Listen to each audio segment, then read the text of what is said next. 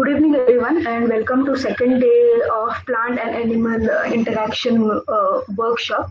As I told you, today we'll be learning more about plant seed dispersal and plants defense mechanism. So just like tomorrow, please keep a chat box active.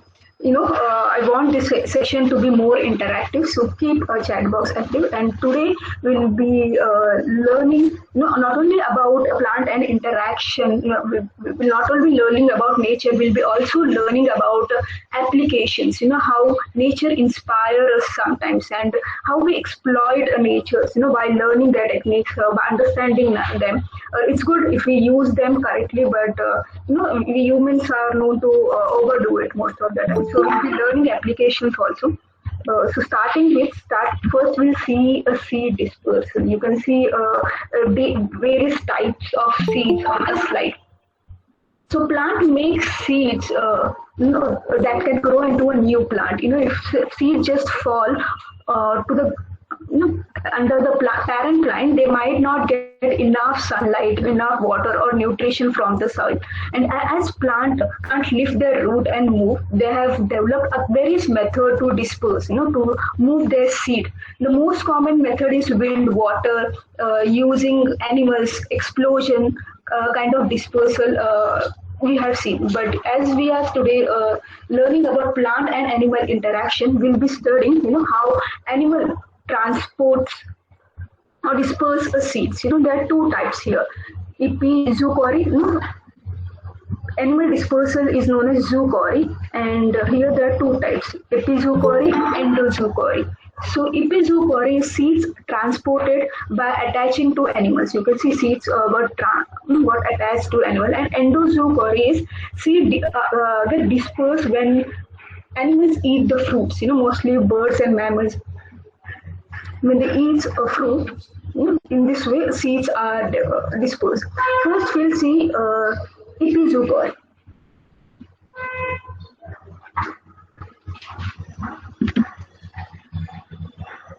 Even you might have helped disperse this cochlear burr seeds at least once. It might got attached to your clothes.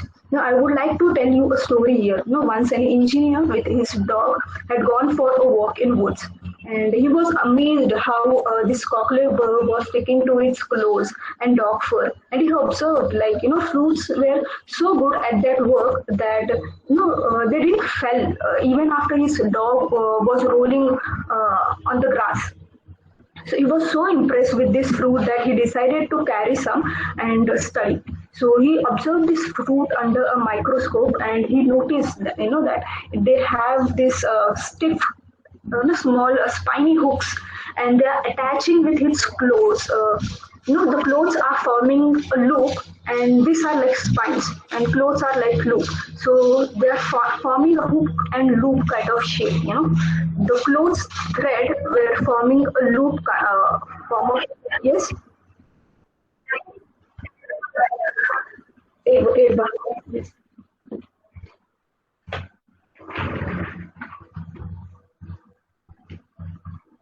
I think it should got cut off now.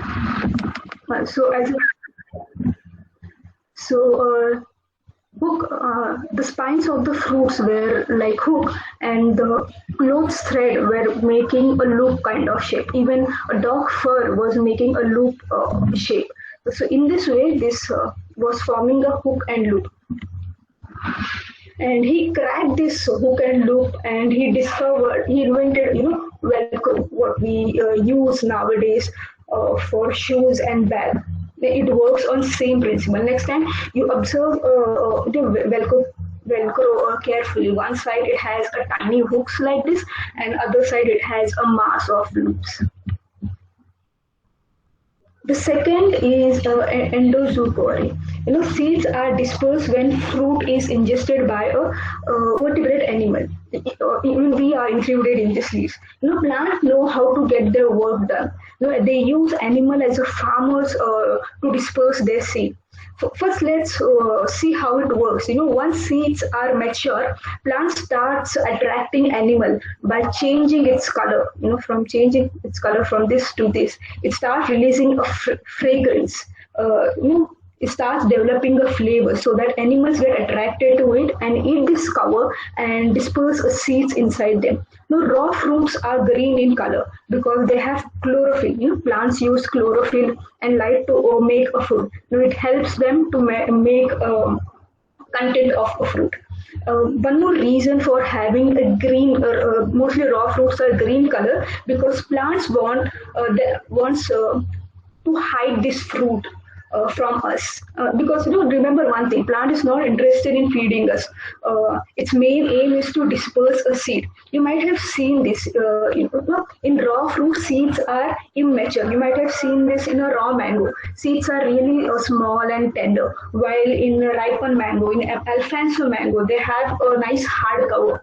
Seeds in a ripened one are ready to germinate. So that's why once seeds get mature, fruit starts ripening. Fruit acidic content declines, and this, it's a sour, bitter taste reduce, and it starts gets converted into a sugar, which provide fruit sweetness. It provide a fruit flavor, aroma. They change into more noticeable colors. They change more into noticeable colors. Plant can't talk, but they do say, "Eat me," using all these signals. So let's see an example of plant dispersal and see how plants get their work done the way they want it. So this is a parasitic plants. As their name suggests, they grow on other plants. Parasitic plants grow on other plants. In here, this plant is growing on sitafal and it's taking a nutrition from a sitafal. This is a semi-parasite. And you can see how beautiful flower it has. Many plants, other plants feel like animal fruit khale and disperse seeds. They want animals to disperse their seed anywhere. But this parasitic plants are very demanding. They grow on tree branches, so they want bird to drop their seeds on branches. Not on ground. They want their seeds to be dispersed. To be dropped on the branch. So let's see how they do it. They provide attractive fruit, colorful fruit, an attractive fruit. And under this fruit skin lies a pulp. This pulp is entirely covered. In center it has a seed and surrounded by the pulp. And this pulp is rich in glucose, amino acids, and many things. So some birds digest this pulp and spit it. Bird often. So birds eat these fruits and regurgitate. They say undigested material bird they throw off like bone, furs, skull, hairs, and seed. They just throw off undigested material. So still, some stickiness of the seeds are retained, and this seed stickiness won't leave bird that easily. To get rid of this, bird has to rub its beak on a branch, rough branch to get out of it. This was one method, and second is, same happens when bird excrete a seed. Bird can't digest a seed. While again excreting it, some amount of stickiness remain attached to the seed, and again, while dropping it's come out in a form of string, and again, it's not easy for a bird. It gets stick to its vent. Most of the time, it gets stick to it. Birds have to rub their vent on a branch, or have to just cut it off and stick it out to a branch. So in this way, this seed get placed on a branch, and they start germinating. They start sending their roots into a host plant so that they can sip a nutrition from it. This is a seed, and they start sending their hostorium so that they can take a nutrition sip from the host plant. So this was one example of a seed dispersal.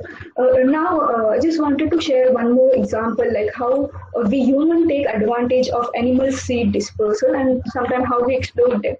And as I told you, we overdo it most of the time. This is a palm civet,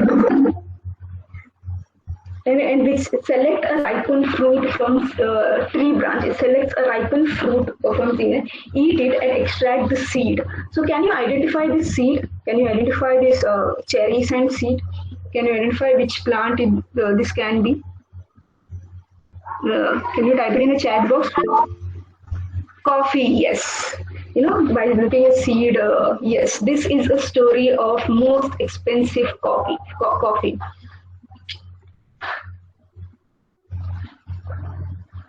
So back in 1830, yes, most of you guys are, right, it's a coffee. So back in 1830, Dutch were facing a financial problem due to a war. So they started exploiting Indonesian resources. So they introduced a coffee plantation over there, and they made a law that a coffee farmer of that area can't pick any fruits for their personal consumption.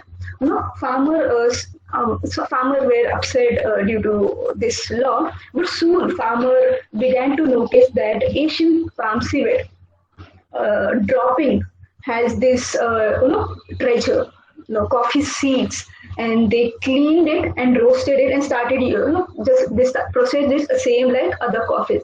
As time passed, the Dutch noticed this and they questioned natives from where you have obtained coffee. The native explained the seed dispersal process, how this civet pick up a ripened fruit cherry, and how they pass coffee being intact. You can see here they are intact. They have not broken into pieces. They are intact.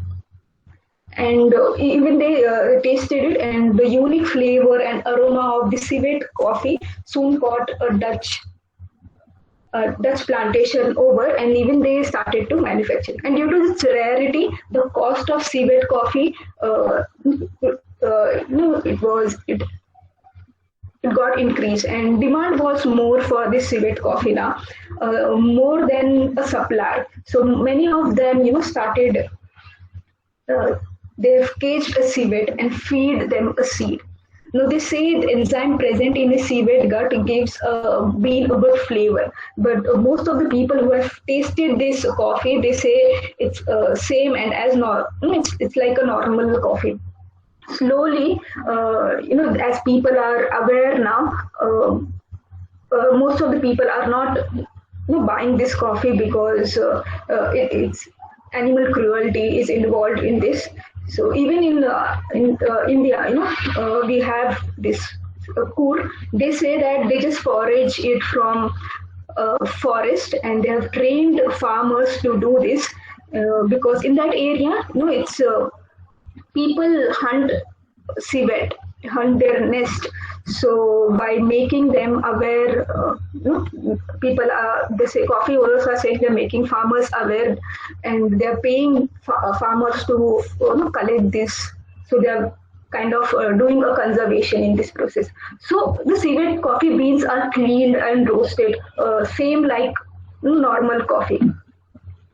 So it doesn't have any poop material. Not only civet, it's, I feel it's just like fooling people nowadays. Okay, name of animal. Not only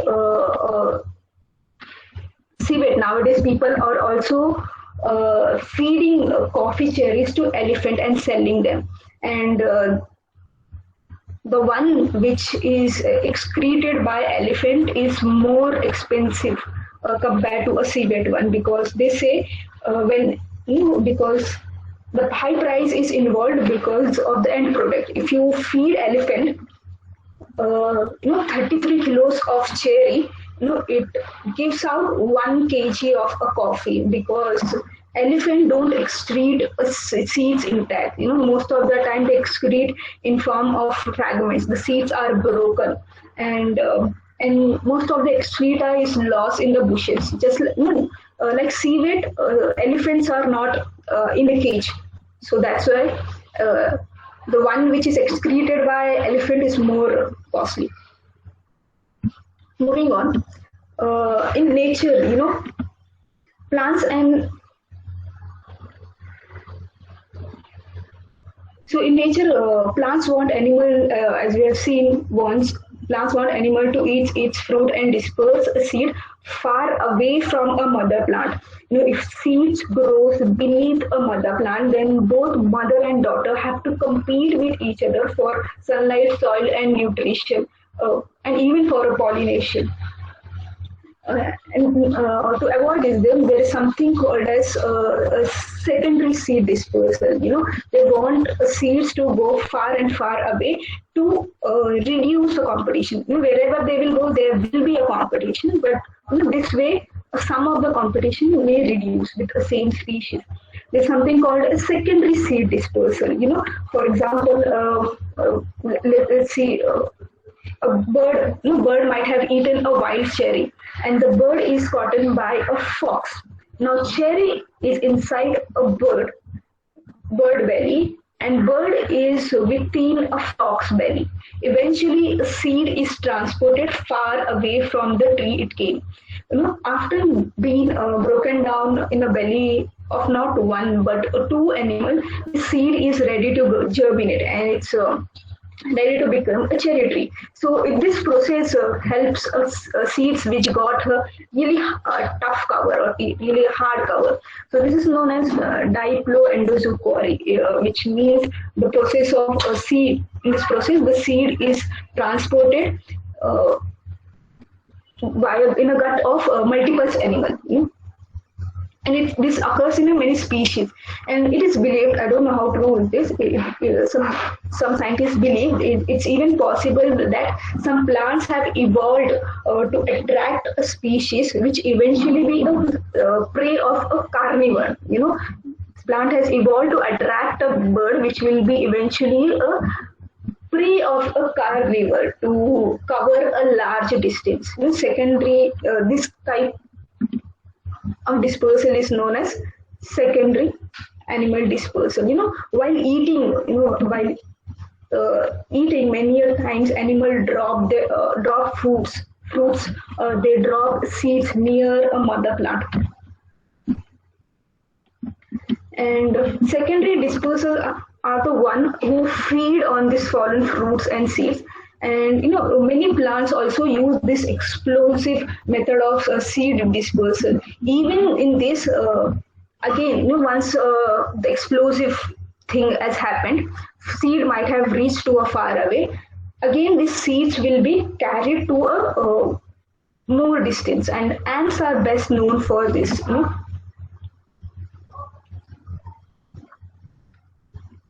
So whatever fruit or whatever seeds which are fallen down in a forest floor or due to this explosive might have fallen in a forest floor, these seeds are again dispersed by these ants. And in nature, you have to pay for the service. कुछ free में कुछ नहीं होता है. Sometimes plant have to give reward to the primary as well as a secondary seed dispersal. The seeds have this special structure called elaiosomes. These are special structure, elaiosomes, which these elaiosomes have, they are rich in oils. They store fat. They are rich in oils. They are rich in lipids and protein. Whether it's a human or ants, best food is given to young ones. So even ants feed this elaiosom to their larva. After larva has consumed this, the elaiosom, after larva has consumed this part, ants take the seeds and dispose them in their garbage heap. Their garbage heap contains their excreta, their dead bodies. All this waste, all this garbage, all this waste act like a manure for a seed to germinate. So all these are elaiosomes. So ants know where to stop. A small reward, it means a lot.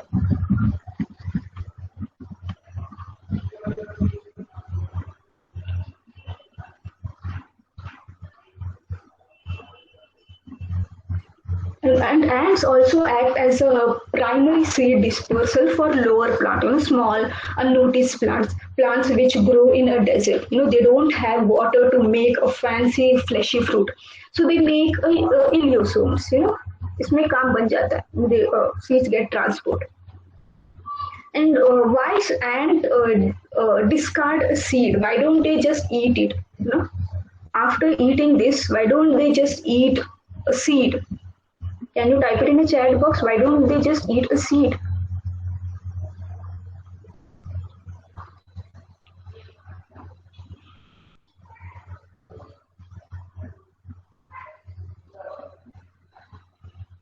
Anyone, why don't they just eat a seed?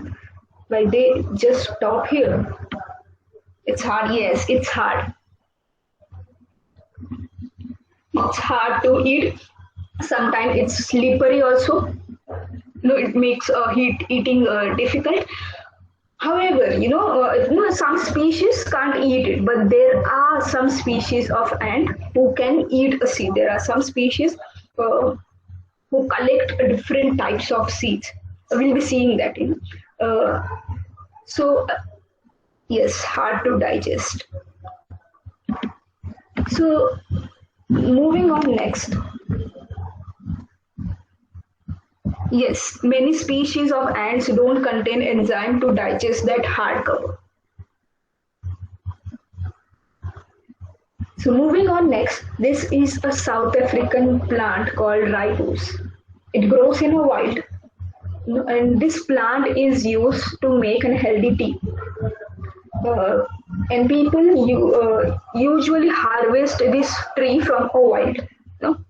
Once a scientist decided to cultivate this tree due to its uses. You can make good, healthy tea out of it. That's why he decided to cultivate it. But the only problem back in old days was to finding the seeds. These seeds are packed in a pod. Our picture is not available, but it's just like one we saw in the previous slide, the explosive one. Just like that, they're packed in a small pod, and this pod matures, and the pod burst open, just like one which we saw, explosive kind of, and which scatters the seed. Another problem is, suppose there are 5 pods in a branch. So each will mature at a different time, and they burst open at different time. This scatters a seed on a sand. If you can see a background, it scatters a seed on sandy soil, and you can see color of seeds, and you can also see a size of a seed. Yes, something like a impatient balsam, and as I was saying, you can see color of the seeds, and you can also see a size of the seed. It's it's very tough for anyone to collect this seed from a sandy soil. Most of the time, the seeds got buried inside a sand. So scientists, he decided to hire a local farmer to collect these seeds, and he started paying them according to their seed collection. For example, it might be at that time of 25 paise for a matchbox full of seed. So collection, even after providing money, even farmers were failed to collect it. The collection was quite low. But there was this one woman who collected seeds more than anyone could, and that too multiple times in a day. He asked her, like, how you did this. Initially she did tell, but eventually she revealed her secret. She said one day she noticed some black ants were carrying these rooibos seeds back to their colony. She followed them, broke their nest, and discovered ant storehouse was full of seeds. This picture is just for a representative purpose. Today we have some technique to separate seed from a sand, but still some farmer rely on ant nest and exploit them. Even during famine, many villages break ant nest to collect grains. So as we discussed in previous, some species of ants can't eat seeds.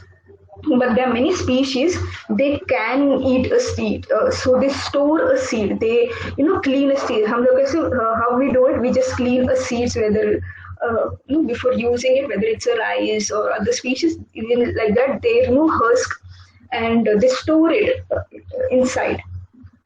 Harvester ant nest, yes, this is a picture is for representative purpose.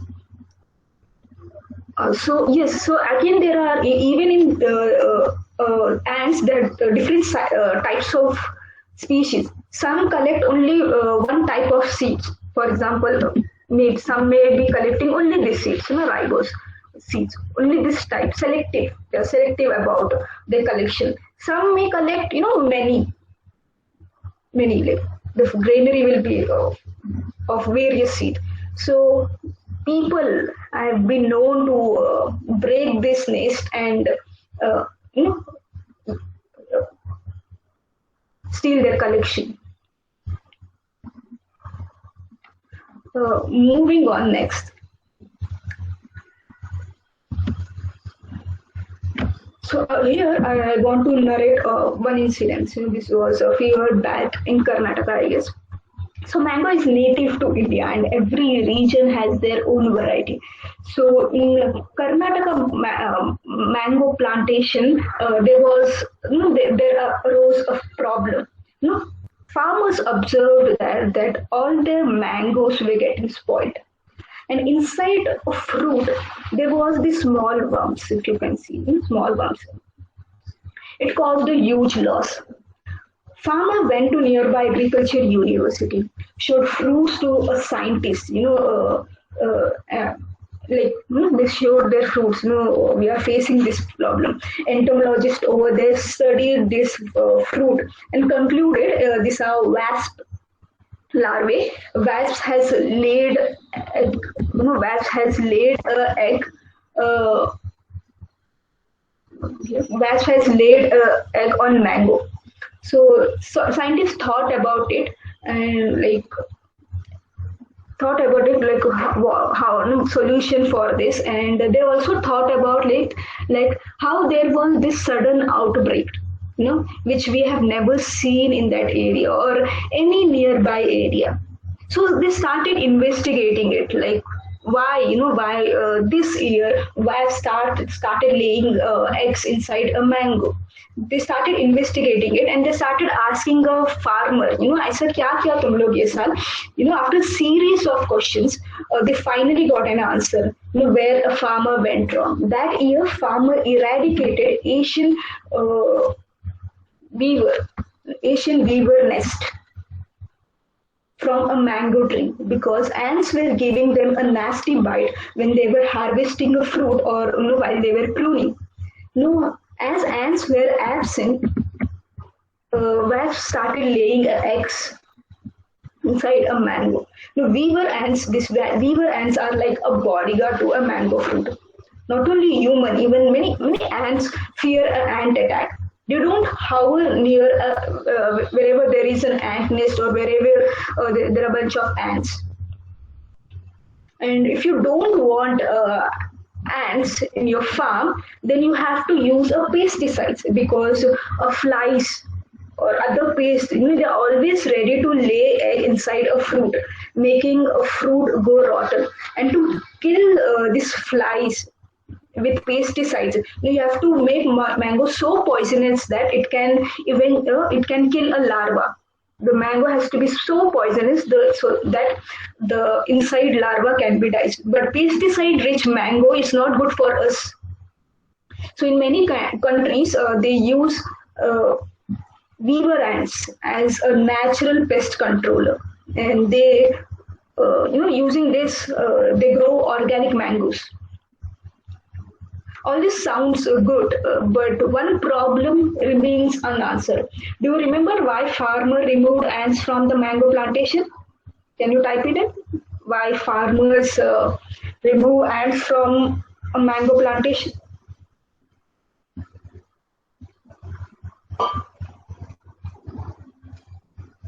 Bad bites, yes.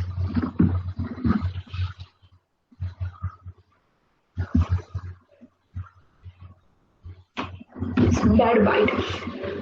Because they bite, yes. So what you think? How can a farmer harvest a fruit without getting bitten?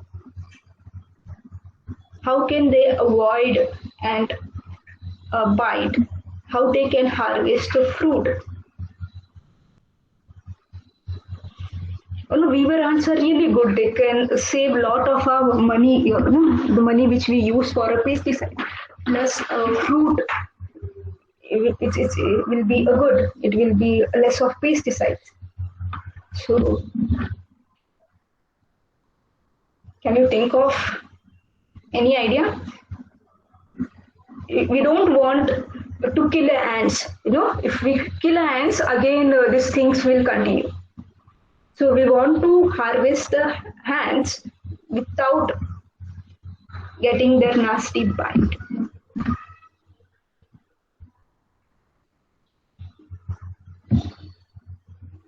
So ants are scared of water. So just before harvest of a fruit, one can spray a water on a tree. Ants will leave and return to their nest in about 20 minutes.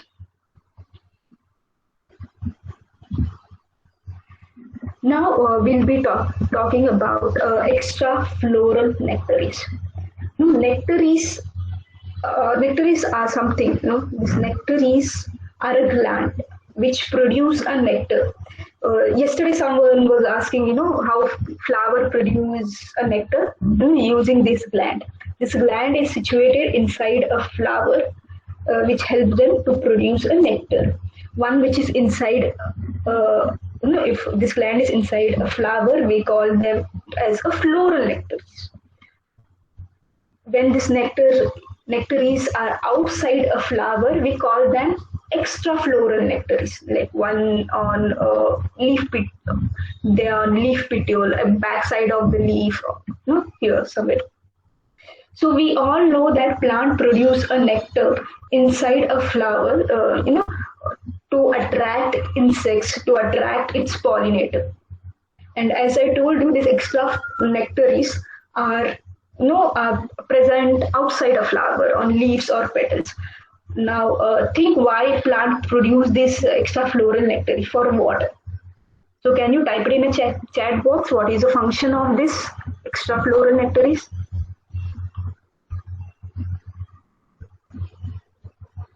One nectary is present inside a flower and another on a leaf or on a petiole for ants. Yes, right. So these nectaries don't help in pollination. They are on leaves. So nectary secretes a nectar to attract an ants. As we discussed in a previous one, where ants are present and other animals, they just drop off. Plants need to protect itself. It needs to protect its fruit. It needs to protect its leaves. Leaves are like a kitchen of a plant. Plants are just like us. We humans have knife, gun, or each one has a personal bodyguard to protect them. Just like that, some plants have spines, some have latex, some have poison, and some who can pay. They have a personal bodyguard in form of ants. So, and plants provide everything to their bodyguard. रोटी कपड़ा कपड़े पहनते नहीं है, but पहनते तो वो भी provide करते हैं. So they provide food. They also provide staff quarters to them. This is a hollow tone spine. This is a hollow spine, and just need to make a hole to make its home. Some species of some leaves have a space over here, small hairs over here, some hollow structure over here, so that ants can live. A cavity, a kind of cavity or hairs, domatia they call it, where they can live. Let's see.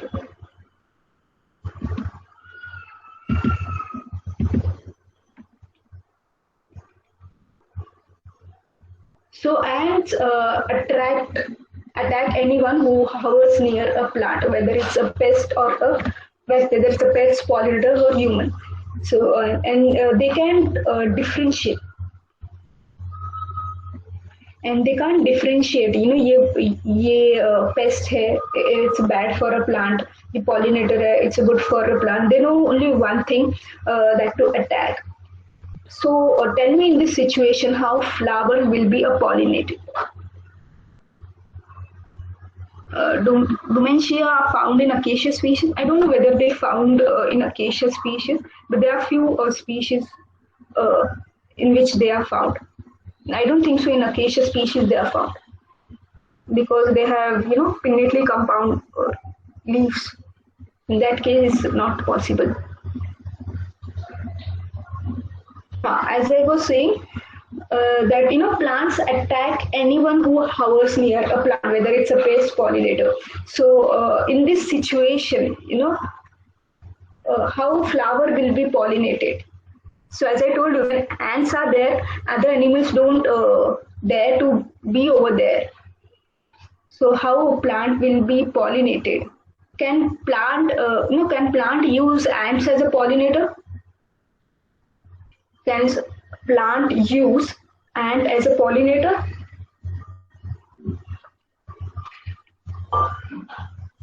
Can plant use ants as a pollinator? Yes. Because किसी को आने ही नहीं दे रहे, इससे अच्छा वही pollinate कर ले.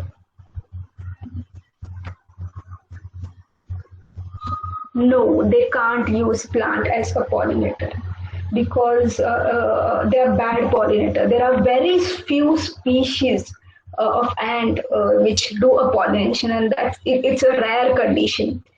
Ants are bad pollinator because they are too hygienic. They are too hygienic. Ants spear their body with this saliva, with the secretion, which got an antibiotic. And this secretion prevents a bacteria or fungal infection. Even their nest is prevented from bacteria or fungal infection due to this what they smear on their body. This also prevent a pollen germination. And what is pollen germination? Let's see that. This male part has a pollen, and this pollen, and this one is a female. So this pollen has to reach from here till here. This pollen. So this entire pollen, this round pollen, entire pollen can't travel through this narrow stigma. So this pollen forms a pollen tube to reach here, till here. But when pollen gets in contact with an ant, this pollen tube growth is reduced due to that antibiotic effect. This growth is reduced. That's why ant pollination is a rarity. That's why ants are considered as a bad pollinator. Now coming back to a previous question, how a flower will be pollinated. I've written answer on it. एक तो pollination भी नहीं करता है, and they don't allow any other pollinators nearby. So that's why flower produce an anti-repellent. So when bee sees this, when bee see like there are no ants nearby, they pollinate the flowers. So again, it's not a one-day thing. It has been evolved during a course of time.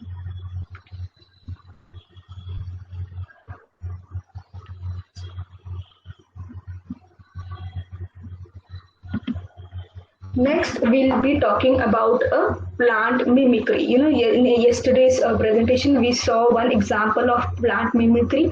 Can you type in what was that? Do you remember which plant mimicry example we have seen yesterday? Can you guys type it in the chat box? orchid. Yes, orchid. That mimicry was for doing a pollination. Now here some species will do mimicry to save themselves. Yes, flower male and female. So this one is done to save themselves. So in Podocarpus National Park, scientists observed that leaves of caladium were of different variation. They were of plain green and were of whitish variegated. There were two types of leaves, two types of plants of same species they have observed, plain green and one which has a variegation, white variegation. The white means this part lacks a chloroplast, chloroplast which helps in a pollination. Leaves of this both the plants were frequently attacked by a moth caterpillar.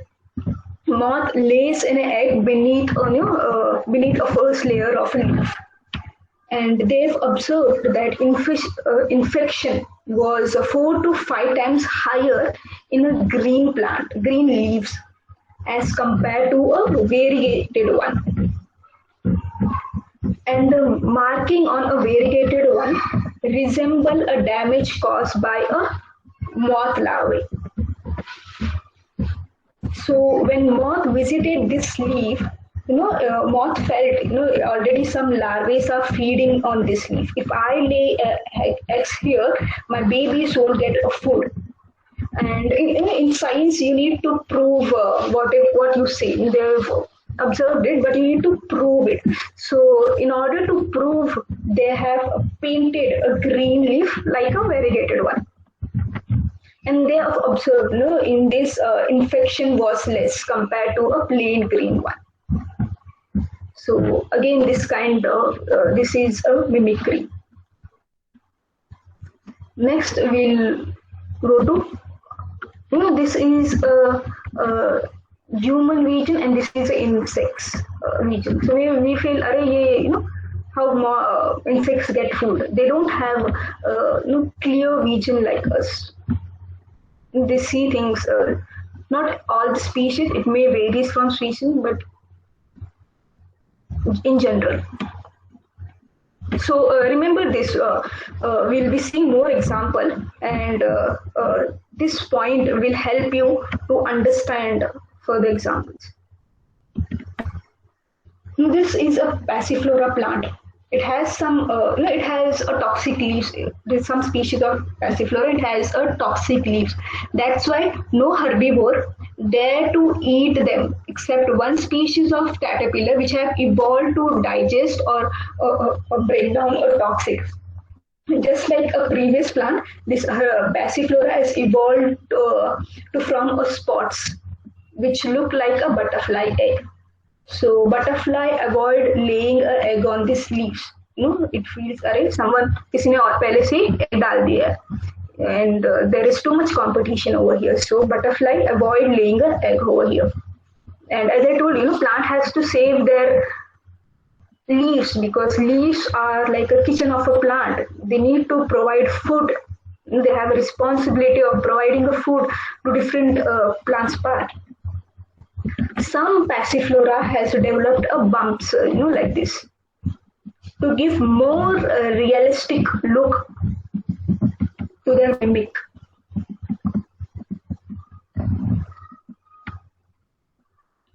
Some mimic like an ants. From distance, they look like a swarm of ants.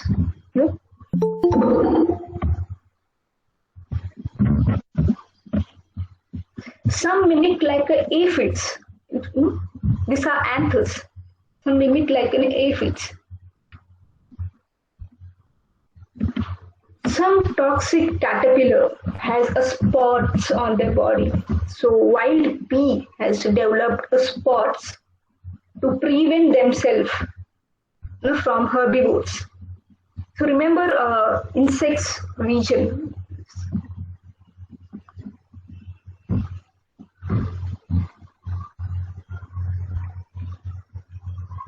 Moving on.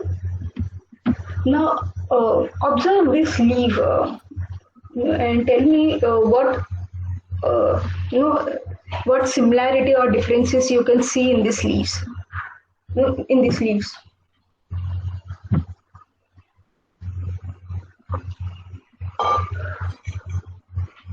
Just observe these leaves and tell me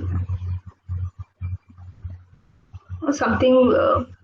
What similarity or differences you see, or something. Do you notice something in these leaves? Look, forget about similarity and differences. Just tell me? Do you observe something unusual in these leaves?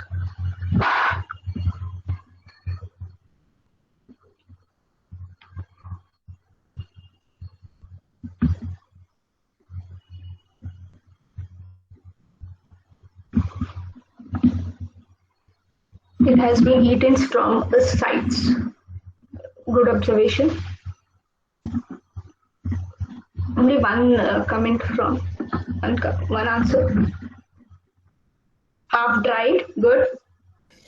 And there are green patches on yellow leaves. Yes, there are green patches on yellow leaves. So if you take a walk in a forest during a leaf fall season, there are chances you might come across a fallen leaves of yellow and green, and you may observe it has mysterious patch of green. The leaf has dead, but still holding alive. This patch are doing photosynthesis when rest of the leaf has withdrawn. It's not a work of leaf. This is done by a tiny insect larvae that live inside a leaf. No, that live inside the leaves.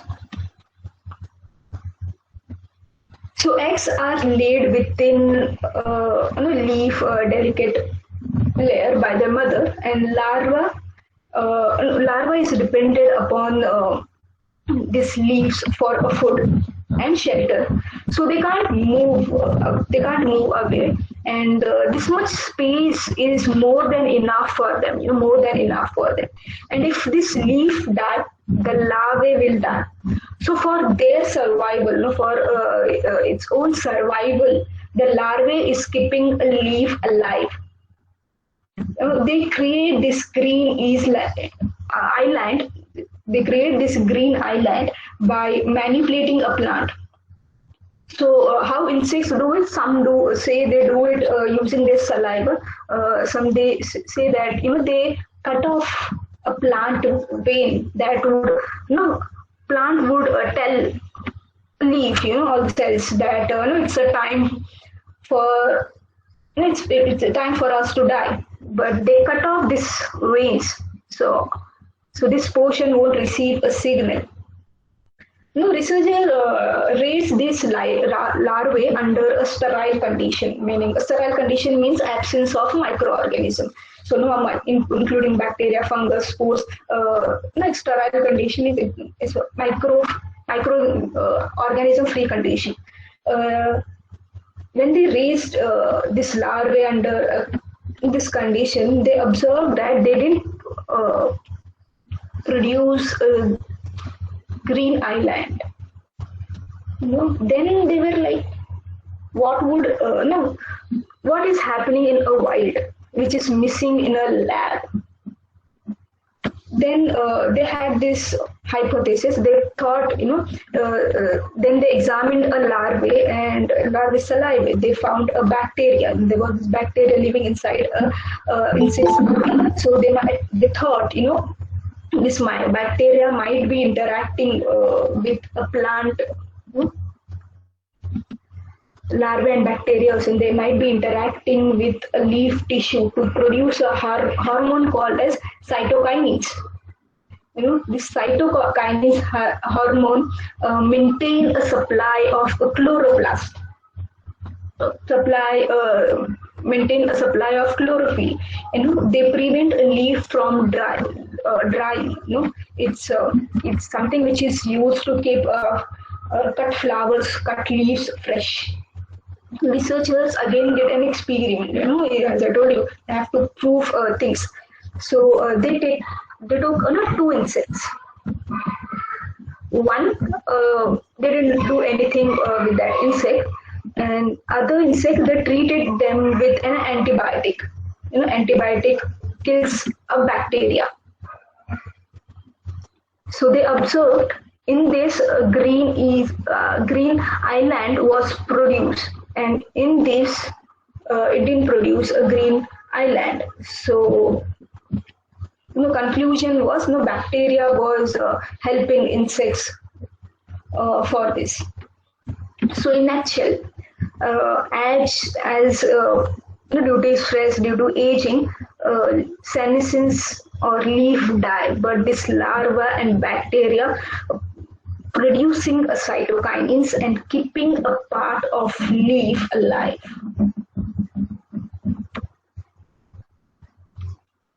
So moving on, we have a plant's gall. So now we'll be talking about plant gall. Plant gall is a complex thing, and plant gall can be caused by different species. It can be bacteria, fungus, virus, nematodes, insects, wasps, many species.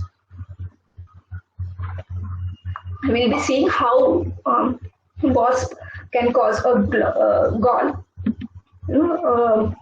This wasp, suppose this wasp has just came out of the gall. Actually, wasps are really tiny. They're so tiny. For a better understanding, I've just increased the size of a wasp.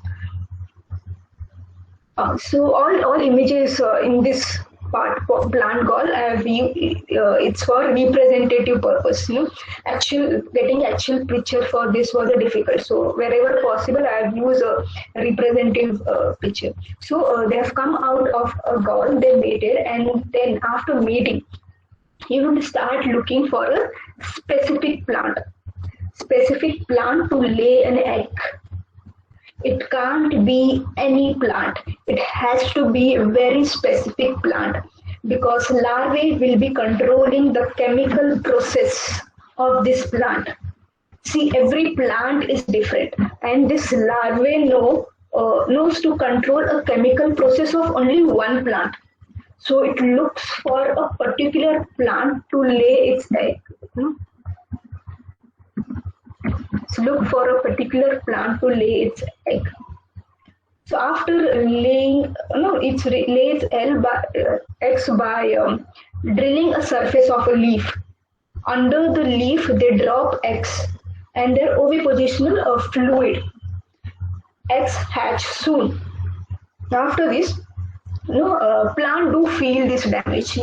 They start sending a nutrients. They start sending a hormones to repair this damage.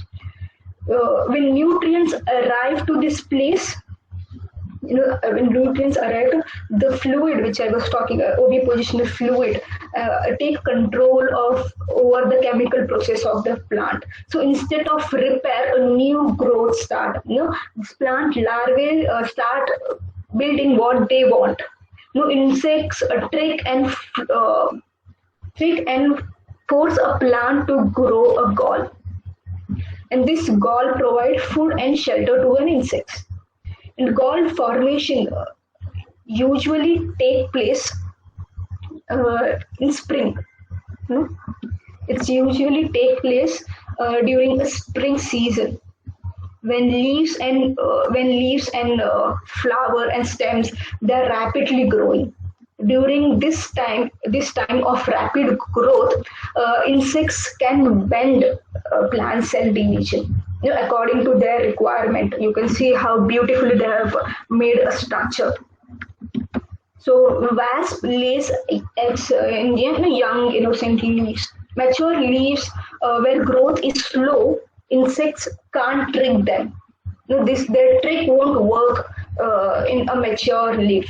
So not only they lay egg on specific plant, they also lay most of the time during a specific season. And insects suppresses a plant defense mechanism. And to identify plant gall, first you need to To identify plant gall, first you need to, if you want to identify a plant gall and if you want to know who has caused the gall, you can cut open the gall and see which insects you can identify it. First, what you need to do is first you need to identify a plant. As I told you, they lay egg or infect a particular species of a plant. But this doesn't mean that they are the only one who infect this plant. On oak plant, there are 70 different species of wasp lays egg, and of course, each gall on a oak is of different size, shape, and of different color. So first, you need to check identify which plant is this. Afterwards, you need to check which part of the plant they have infected. It can be leaf. It can be a leaf like this.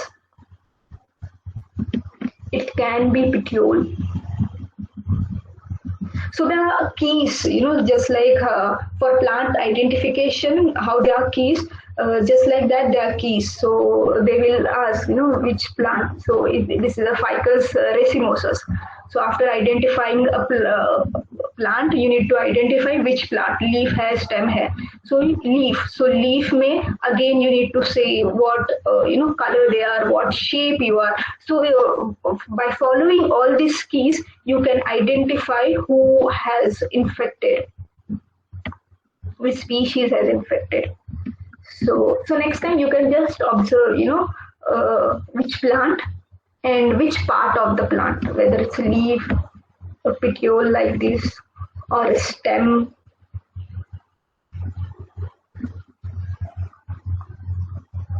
And they are specific, maybe because this species know to control a petiole site. They know how to control a petiole chemical process. They might be knowing how to control a leaf chemical process. This might be knowing how to control a stem one. So this is a life cycle of citrus gall wasp. These are eggs, these are larvae, pupa, adult, and this one emerged out. And if you cut open this gall, you may find them at different stages. These are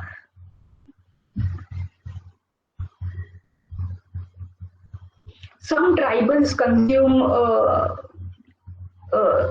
insects, specific insects which are there in a gall. They just cut open and consume a larvae. And if you think gall is the safest place for insects, then you are wrong. The nature is not nature is not so simple. It's complex. There are natural controller of a gall, like a parasitic gall.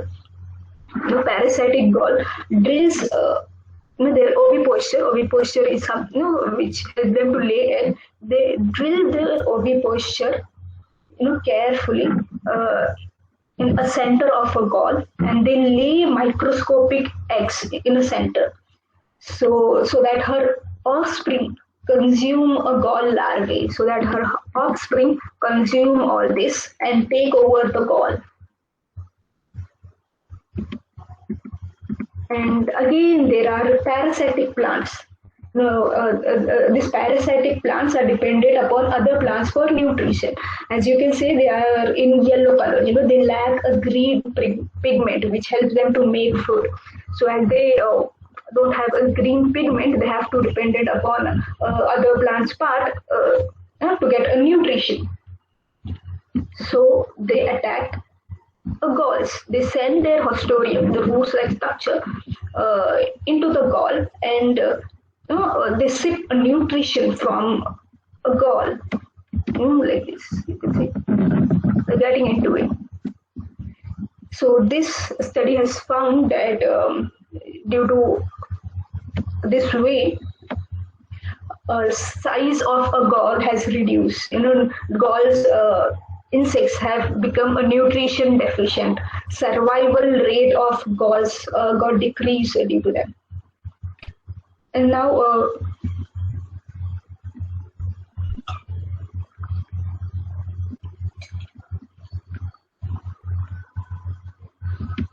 economic ecological uses of galls. Galls have juicy larvae. So some birds and other small animals have learned to crack open a gall and feed on insects. And gall are different. These galls are different from regular plants part. They're full of starch. They're full of plant hormones. They're full of tannins. That's why since ancient time, galls of particular species have been used for making inks. They have been used for making dyes. They have been used for various medicinal conditions. They use as a medicine. It is said that first ink was made using a gall. Gall, there is no use of, Gayatri is asking what is the use of the gall to a plant. There is no use of a gall to a plant. It's a kind of infestation. A plant is not able to defend them because they have weakened a defense system of a plant. And some scientists say that plants को कुछ फर्क नहीं पड़ता है because the only problem plant face is that its ornamental value, its look, its attractive look get destroyed, but plants are not much affected due to this, they are saying.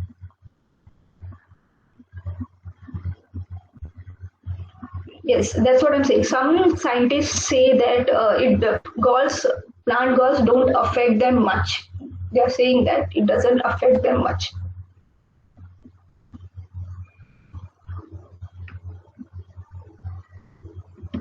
So, moving on to next defense, plant defense, chemical defense.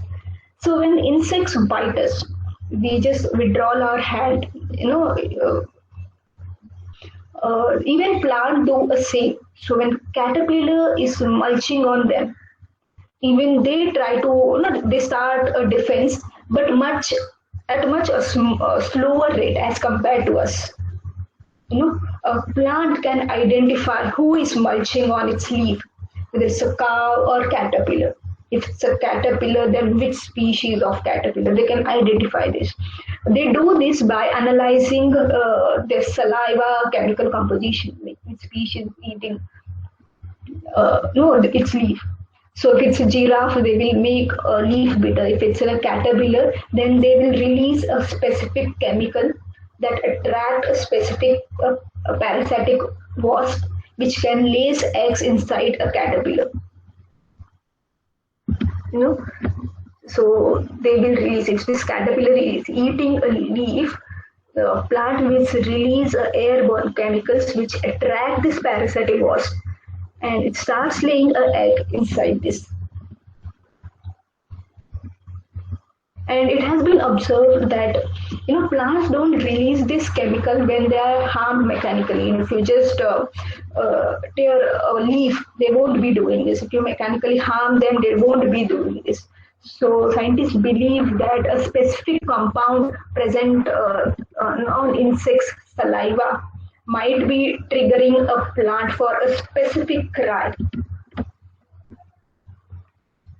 So once eggs are laid, eggs will hatch and they will feed on a caterpillar. After feeding is done, then they drill a hole, come out of their cocoon, and they make a cocoon. They'll drill a hole, make a cocoon, and fly off. This is a video to show you.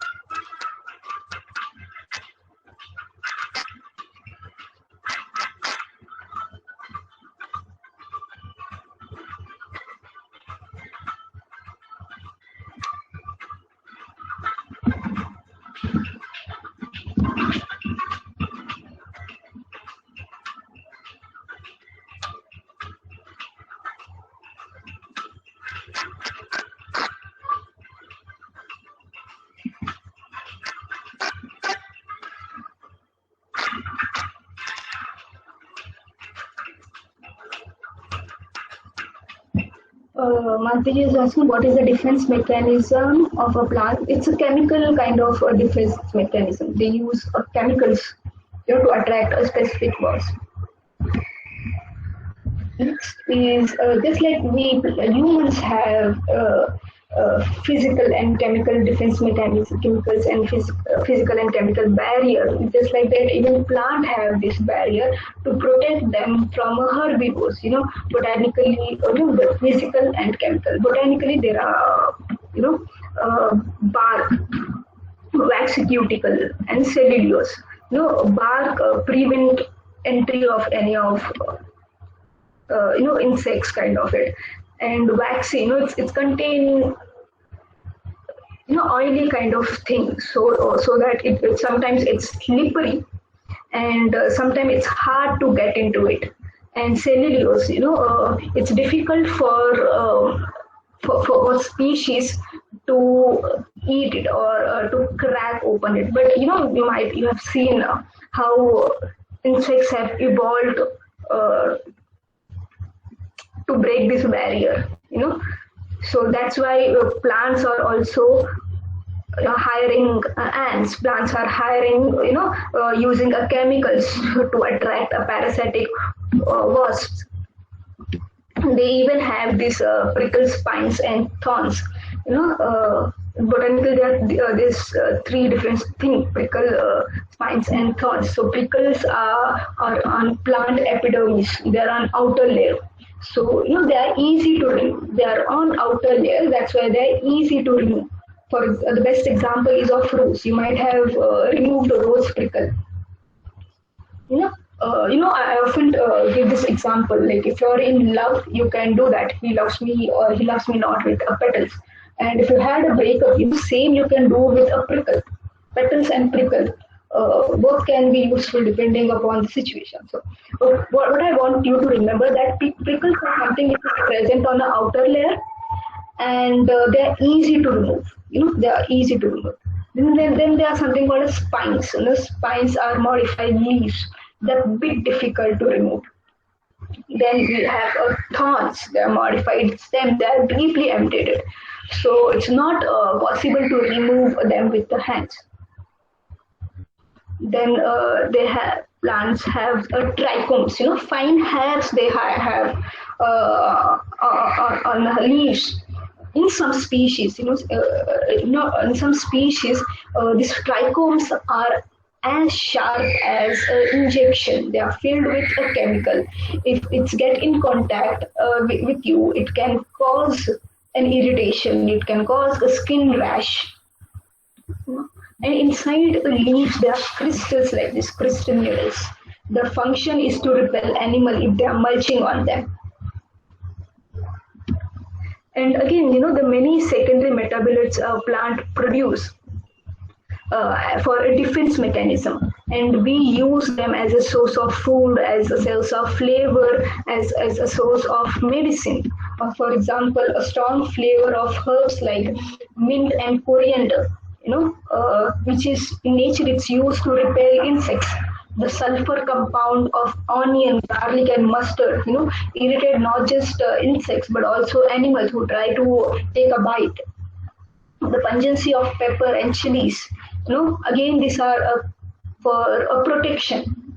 Can you type in like which species which species disperse seeds, chili seeds? It's a common species, common. So can you type in which species do you think disperse chili seeds? Parrot, yes. They can't feel the spiciness of it. So they eat chilies and disperse seeds. And we humans have tamed their pungency by transferring them into, by over a period of time. By cooking, we have reduced their pungency. We are using them as a flavor by cooking. We have reduced some. And the reason the hot climate countries use spices because in hot climate unrefrigerated food spoil fast. When food is not refrigerated, is spoiled fast. That's why we use spices to increase a shelf life, so that these spices fight with the microbes and increase a shelf life. That's the reason why we use more spices in our food, hot climatic condition. Next, some of the books, one of book I've mentioned it yesterday for this topic is The Sex in a Garden.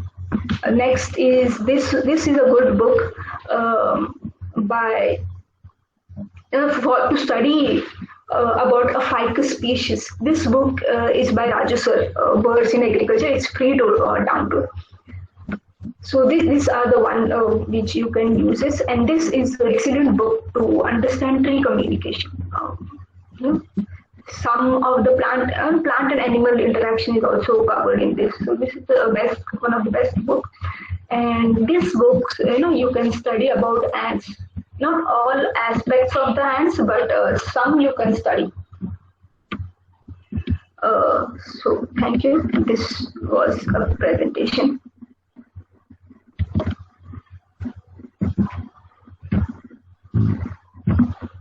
So you can type in questions if you have any.